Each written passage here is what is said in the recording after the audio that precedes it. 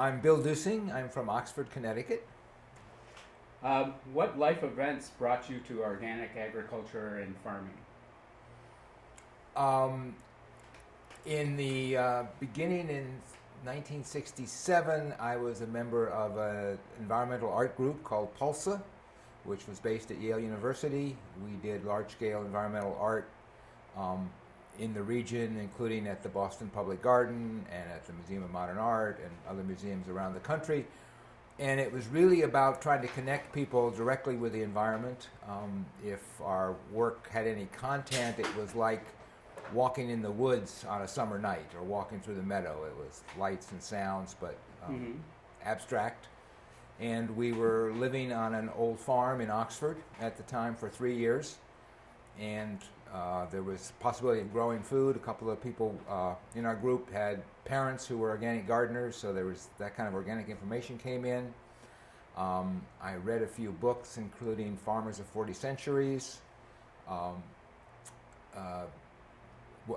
Louis Bromfeld's book, Pleasant Valley, Wendell Berry's essay on his composting outhouse, and a few other things, but it really convinced me that we needed to change our agriculture, and it was really seemed a right field. In late 71, we started exploring a piece of land because where we were renting, they kept wanting to throw us out or develop it into an industrial park, although it was a beautiful old farm. And so we found a piece of land just on the other side of Oxford, and somewhere that winter I saw a notice that there were organic farmer gathering up in Vermont, in I guess it was an organic gardening magazine, and that sounded good to me. I somehow managed to get up there, even though I was probably without a car, and it was pretty different times then. So I went up there and was hooked immediately with the energy and the kind of things they were talking about, and the because I wanted to buy a piece of land so I could plant trees and watch them grow, and have that kind of control. So that got me there, and then I don't remember too many of the other meetings I went to in the first few years, but I know I did go to the first conference in 1975. I believe it was a high mowing school.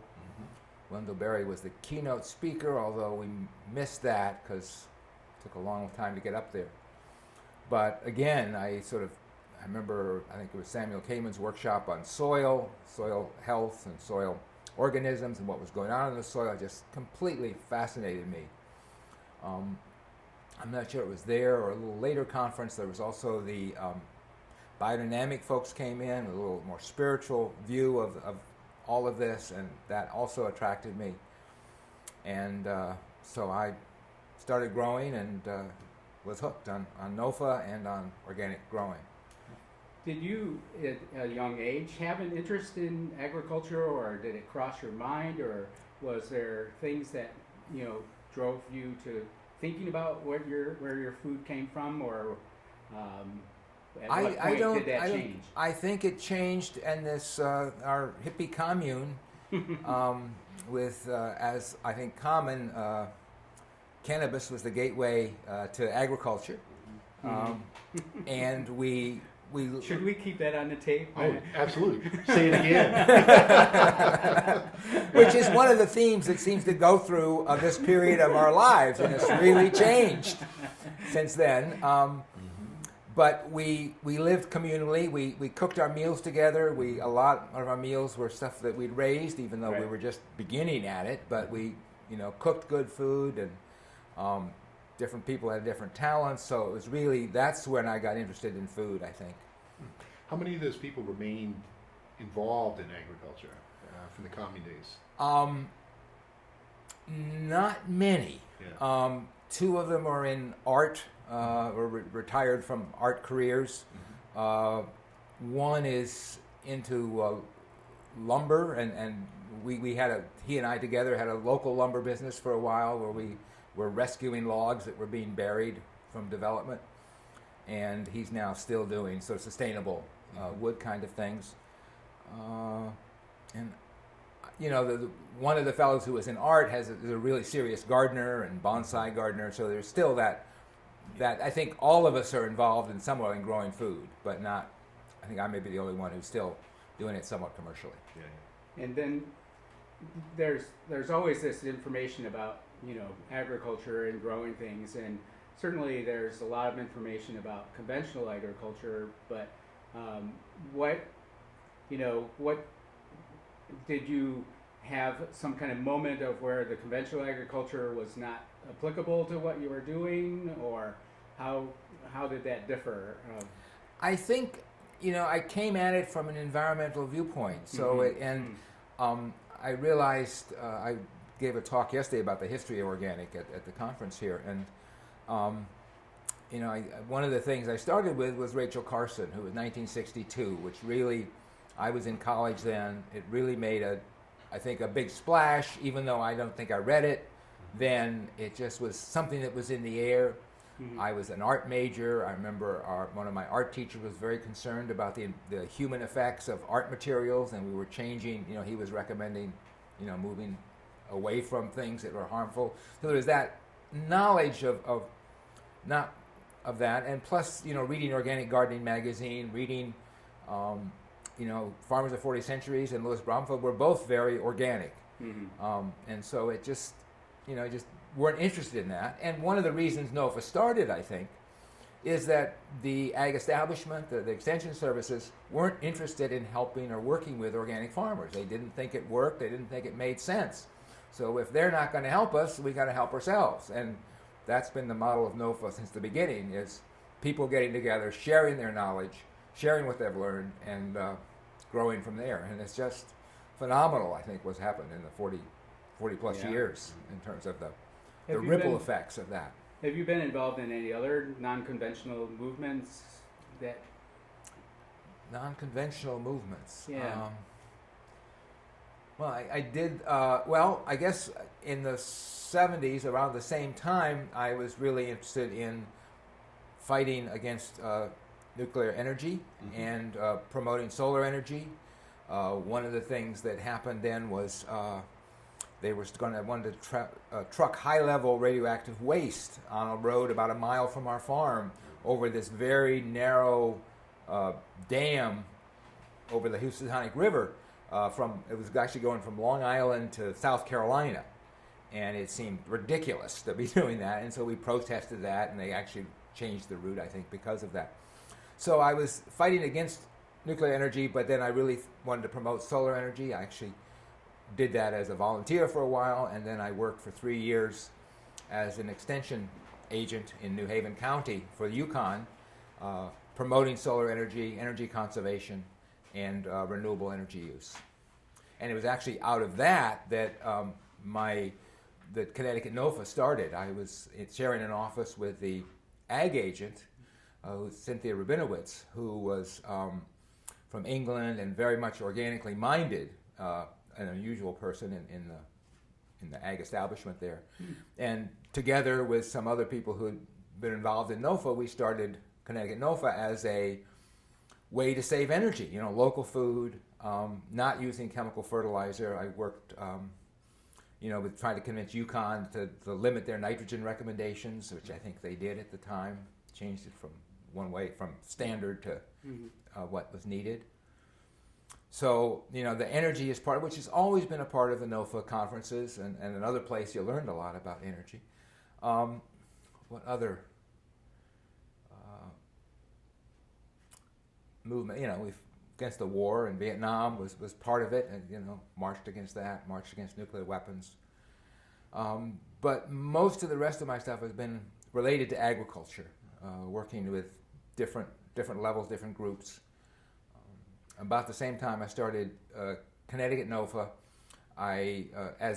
when Ronald Reagan became president, we didn't need to save energy anymore. So that job was eliminated, and my boss helped me get connected to the school in New Haven, a high school in the community, a very innovative teacher-run school at the time, which had started out actually in the community without a school building, but it had a lot of flexibility. And so I was hired to connect the teachers there with UConn to develop curriculum on food and energy. which is what I said I wanted to work with high school students, because I'd done some lecturing and talking with high school students as my part of my extension job.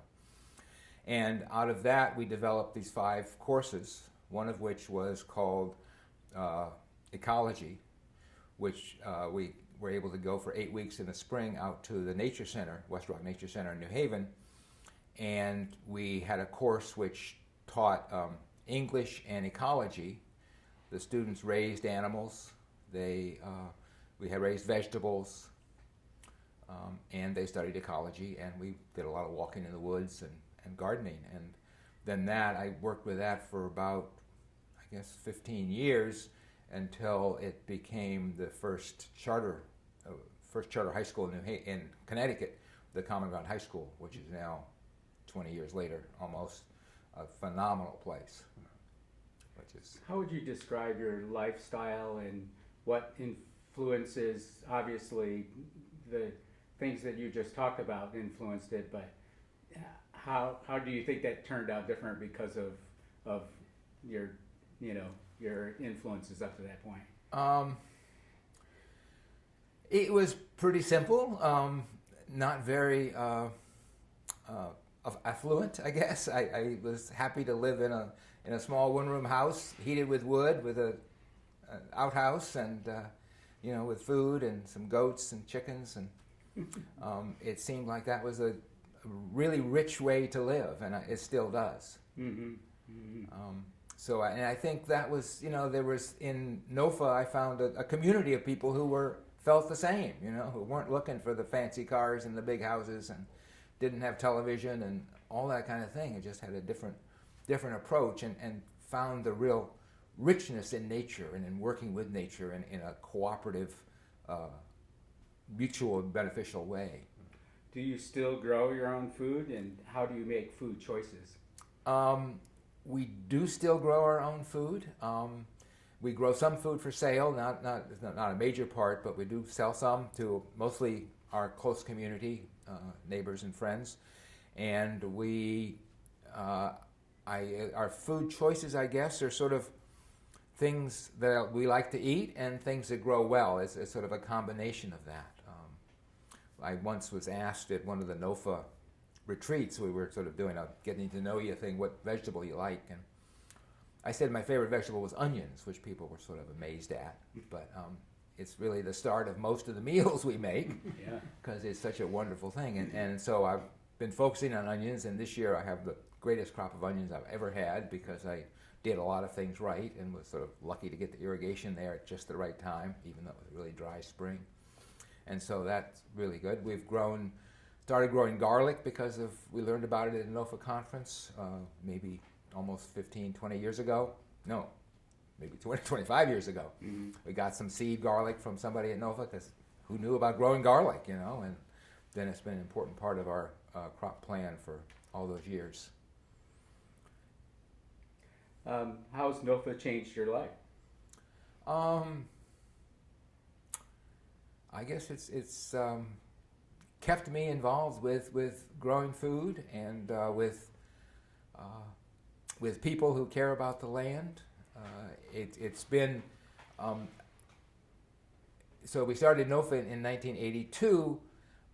I was the president of Connecticut NOFA till 91, I think, and since sometime in the 70s, I'd been involved with the NOFA Interstate Council, which is the group that represents.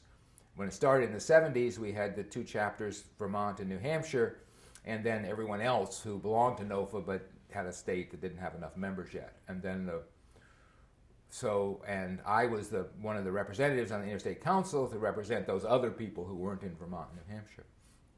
I started in the 70s, and that was 4 times a year.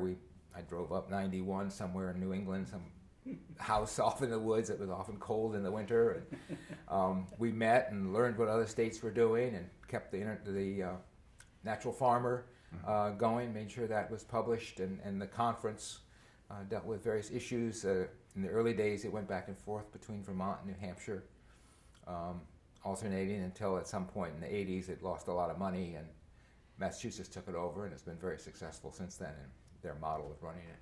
Mm-hmm. so let's see. So my involvement with Connecticut NOFA, I was president. And then in '91, they asked me to be president of the Interstate Council because I'd been there a long time, I guess. So I did that and gave up I wasn't president of Connecticut NOFA anymore, but was still on the board until probably 2000 or 2001 when Connecticut NOFA was ready to hire somebody to coordinate because we didn't have any people working for us before that. So, and I was volunteered and started doing sort of half-time, and then was another half-time to deal with our land care program. And then I worked for about 12 years as executive director of Connecticut NOFA.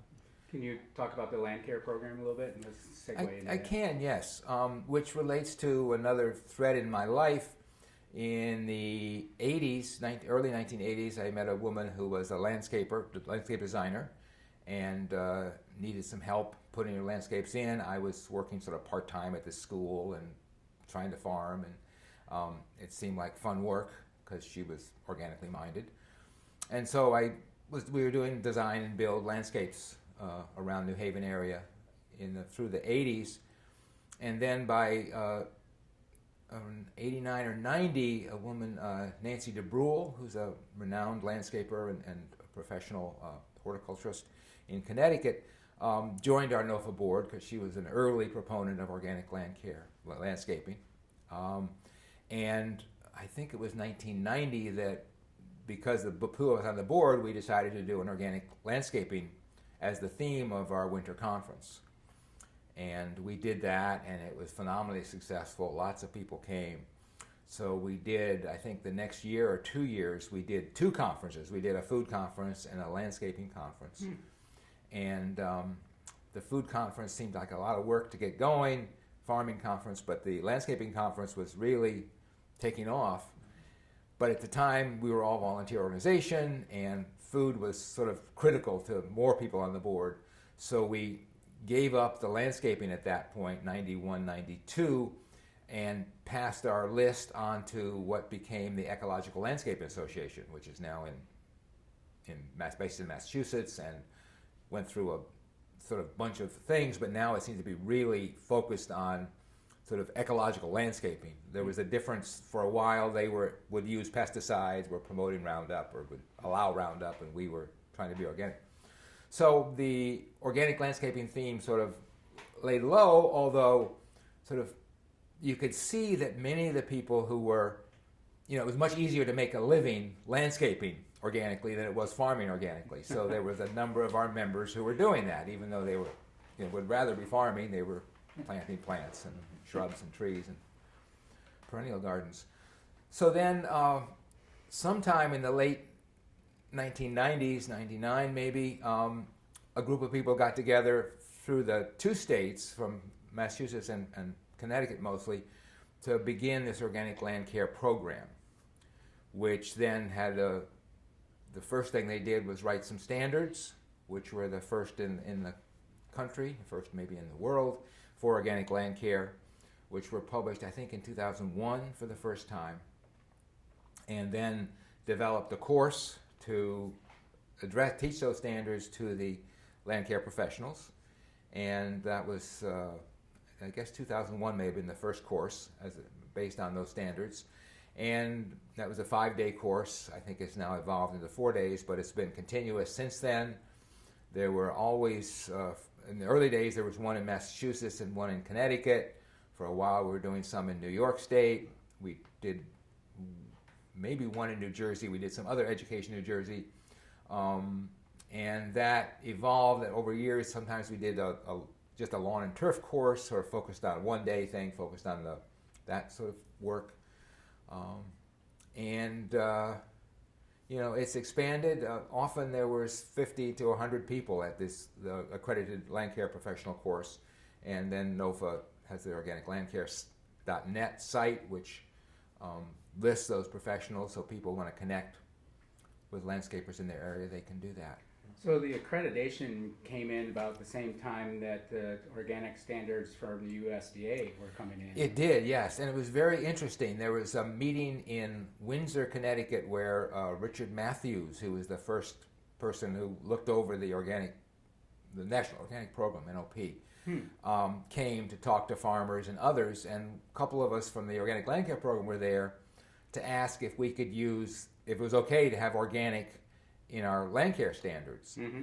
And he said it was, because it wasn't we weren't certifying a product, we were certifying a process, so that I mean, not really a process, but the way people worked. Producers. And so that gave us sort of an authority to keep going with this organic land care program and the organic land care standards, which was really critical. Mm-hmm. And at some point in the, after 4 or 10 years, I've forgotten when, we applied to the International Federation of Organic Agriculture Movements to have our standards accepted into their family of standards, and it was. So it's that seemed really nice to have that international recognition of those standards. Yeah, it's great how that movement from the way you described the history went all the way up to an international standard. Thank you for that work. Yeah, and just to tie in, last night at the keynote talk, there was Jack Mastriani, who's the president of the Interstate Council, had the vision or mission statement of NOFA, which is, the last third is grounded in the organic care of the land. Mm-hmm. And it really makes a lot of sense as we learn more about agriculture and what makes it work. We understand the importance of the biodiversity in the landscape around the farm. So it's not just the crops, it's everything else. And if those are maintained with an eye towards biodiversity, which means you eliminate fertilizers, eliminate pesticides, it's organic care of the land. How do you see this organization and movement in the future?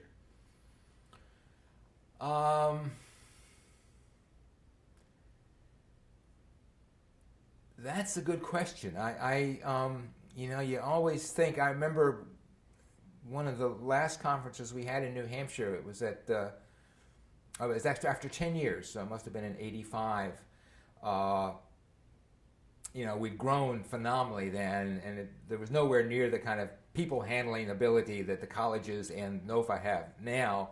So there were these long lines. You'd wait for an hour and a half to get your meal. But it felt good because there were so many people who were excited about this movement. And I remember Samuel Kamen, who was the president at the time, spoke up and said, we're going to have 10,000 people next year or something. And but it hasn't grown like that because it really, I don't think it can. That's not the kind of natural growth. But I think what has happened, and I was talking to Bill McKentley last night, who's been around for a long time. He said he'd given 70 workshops at these conferences over the 40 years, because he sometimes gave 2 or 3 at once a year. And talking about the effects of those, 100 workshops every year for 500 or 1,000 people, the kind of ripple effect that is off in the countryside. Mm-hmm. And, what seems to be happening is that rather than one big organization, the organizations have multiplied. So in Connecticut now we've got farmers market associations in New Haven and in other areas which do a lot of the things that NOFA might have done or has done. You have land trusts, which are doing things and maintaining like what you're involved in. Mm-hmm.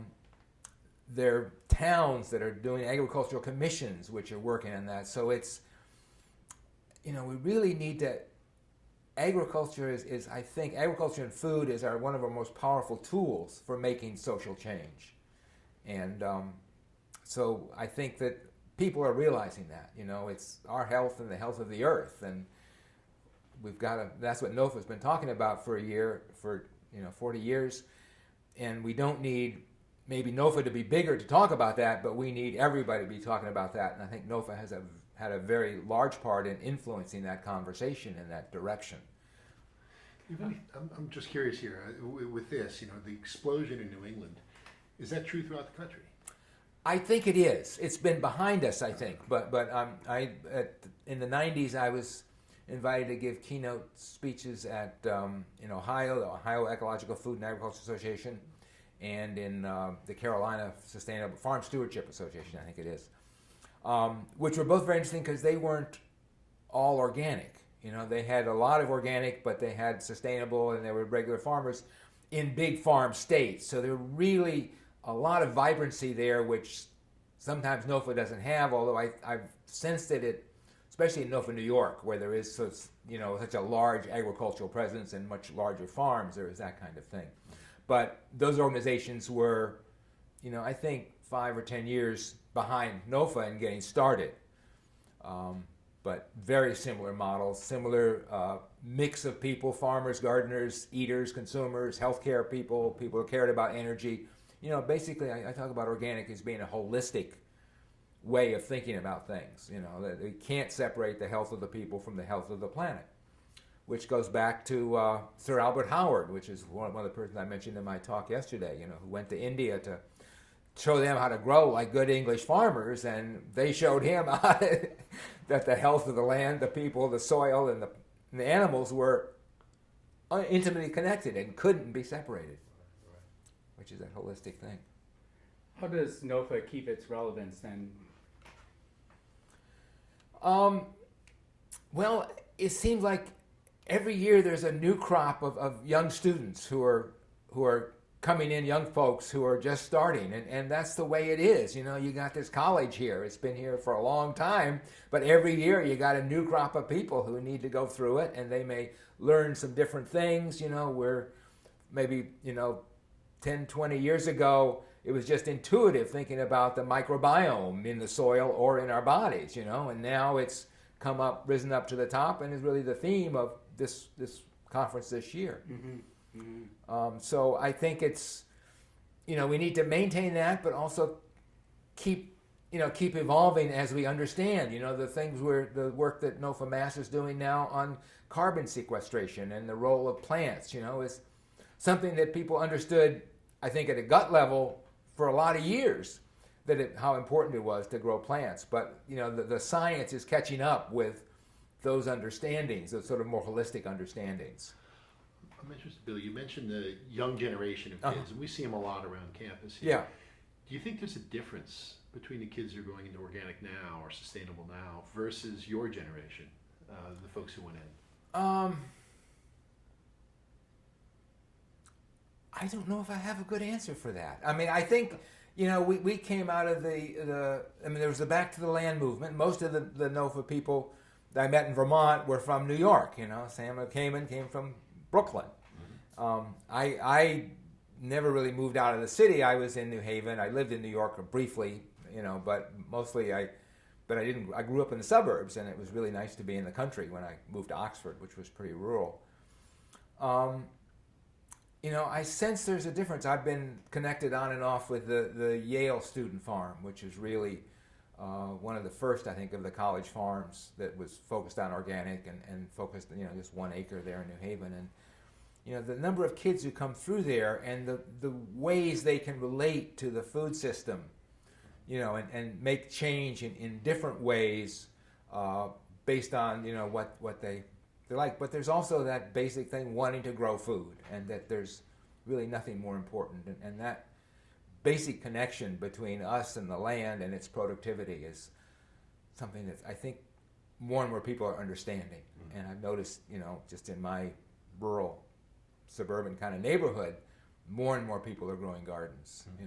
It's just seems like they think, no, it's what we need to do. Mm-hmm. What would you like remembered from the early days of the NOFA movement or organic movement? What would I like to remember? Yeah, what would you like remembered? Oh, remembered. I guess the incredible enthusiasm of people for this work, the joy we took in each other, and in the exciting and learning new things from people who had actually done it and understood it. And another thing I think is just the long-term view of things. It really doesn't change. The issues haven't changed very much. The Farmers of 40 Centuries, written over 100 years ago, identified exactly the issues that needed to be addressed, and it inspired me to inspire lots of us, I think, to do that. And then over the years, there have been, lots of other writers who've been involved. And I just, at breakfast this morning, this fellow whose son-in-law, or maybe future son-in-law, is in the food business, and that apparently chefs are very worried about not having enough people who know about food and can cook it. I remember John Tureen, who's now the president of Connecticut NOFA, he was the one who was involved, who the president of Yale appointed to satisfy Alice Waters' demand that her daughter eat organic food at Yale. Mm-hmm. And, he was really about retraining his chefs, how to really deal with real food and the pleasure they took in doing that and having some skill, not just opening plastic bags, but chopping up vegetables. And I think more of us got to understand that pleasure and that value. And as we see, conventional agriculture is going in, all robotic. The dairy in Connecticut that's got one robot that's going to milk all their cows, at their choice, which may or may not be good for the cows, but what are the people going to do, There is another, what was the other, robot tractors, they're over the Midwest, you don't have to drive the tractor over your 1,500 acres to make $5 an acre growing corn in the most destructive way possible. The robot tractor can do it for you. And what are people going to do? And, through my lifetime, the greatest pleasure has been dealing directly with the beauty and productivity and abundance of this planet.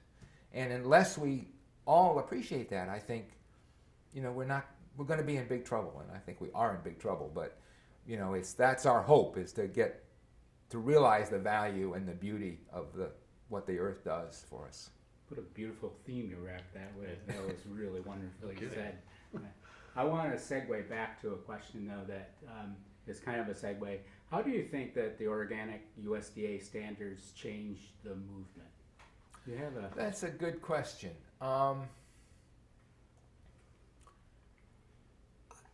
I think that the NOFA vision was more holistic than the USDA standards. One of the neat pieces of NOFA's vision there is the Farmers Pledge Program, which originated with NOFA New York, or New York NOFA, I guess, and was adopted by Connecticut NOFA, which is just a one-page statement that farmers who want to put it at their market or their farm stand, which basically says they use organic techniques, they don't use chemical fertilizers, don't use chemical pesticides, but it also includes fair labor practices and includes energy use. So that's more inclusive, and it is used instead of the organic certification for retail sales in those two states.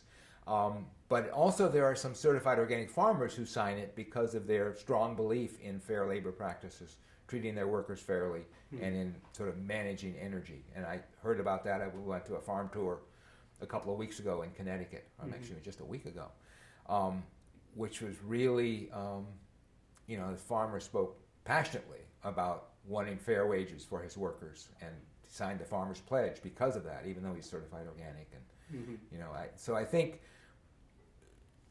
the USDA standards made it possible for there to be as much organic food in the supermarkets as there is now, although much of it doesn't really do the kind of restorative, health-building work that the smaller scale farms do. And I think that we need to see, our diets need to change more in response to what's possible to grow in locally, which is becoming more difficult as the climate is changing, and what can be grown locally is different. And I've talked to a number of people. Last winter was, really had some undesirable effects on some of the crops. There are new pests moving in practically every year that people haven't seen before, but then there are, in many cases, biological solutions for those, predator insects that you can either purchase or encourage by the biodiversity in your area. So, it may be sort of like sort of like a facade. There's this facade when you go into a good grocery store, that it's all there, there's plenty of it, you can get anything you want, but it's a facade that's built on cheap energy, long distance transportation, and really a way of caring for the land that's not sustainable in the long term. And I think that's one of the roles of NOFA and groups like that, groups like us, to really point to that, the value of local and organic and a restorative kind of agriculture.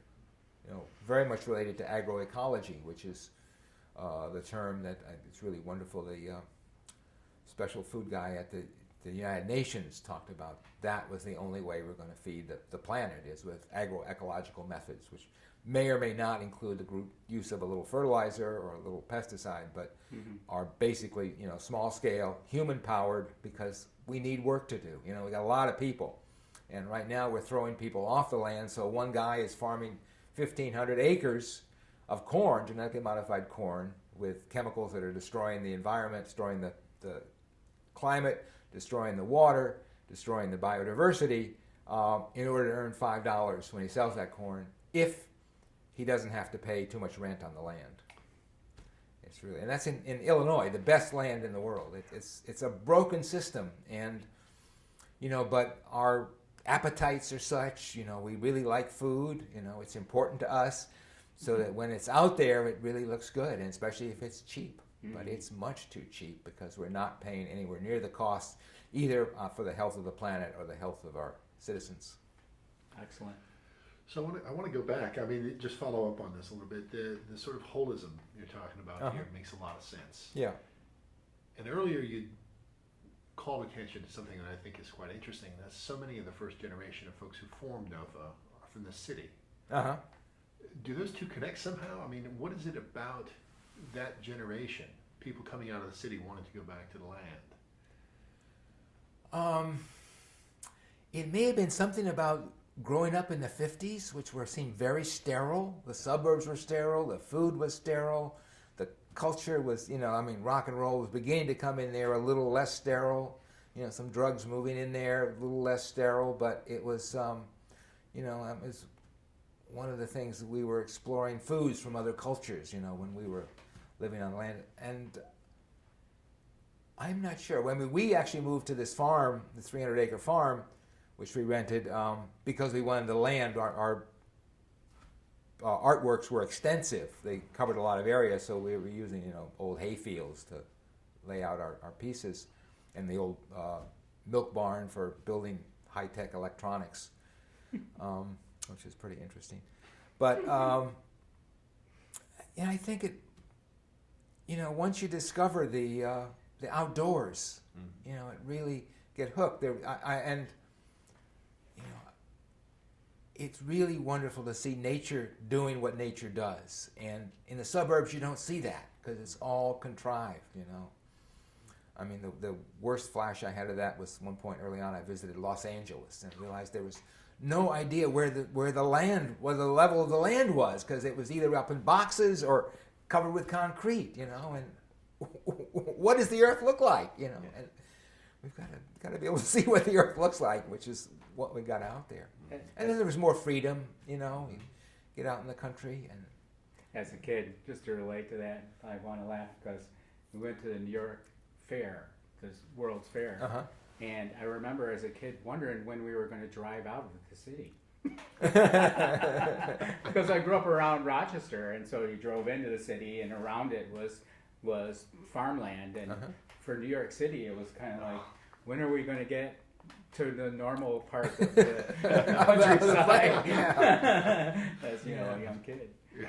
So I don't know exactly why. I know Samuel used to work in some high-tech space kind of thing, and you just realize it's not what you want. I spent some time working in theater when I got out of school, because I'd done some of that in school, doing technical work, lighting, and I realized I didn't want to spend my life inside, in a building, doing that kind of stuff. So I put out. And then just the theme, I think another key piece, at least in my involvement, in my evolution, was taking acid in a beautiful quarry in the Delaware Water Gap. It's actually, Cornell just printed a book which had this admission in it, so it's not big difference. They wrote a book about one of our classmates wrote a book about our class called The Class Divide, which talked about this we graduated from college in '64, and how, you know, John Ashcroft was a member of our class, but then, you know, Stephen Bingham, who was arrested out in California for helping the Black Panthers, you know, it was a really, you know, John Jevons was a member of our class. So there was a, Wow. you know, really different kind. Joe Lieberman was a member of our class. So, you know, This is great. it was this class divide. He had a really, I was gonna say, keep going. Yeah. yeah, it's a historian from in Camden, I think. At Rutgers. Rutgers, Camden, yeah. Howard Gillette Okay. is I haven't read the book yet, but it's got anyway. So that, you know, the LSD, I think, was a real eye opener. I don't know how many other people. I'm sure some of the early NOFA people were involved in terms of the beauty of nature. You know, we just had this wonderful remote site, and just seeing the connection, it sort of opens up the eyes the way many of the folks at Harvard who started this, Right. and we came right out of that tradition because we had some people who'd been there with Tim Leary in Harvard. So it was, you know, it was a sacred thing, and it was really, you know, made it hard to go back to working in an office or living in that kind of constricted life that the 50s came out of.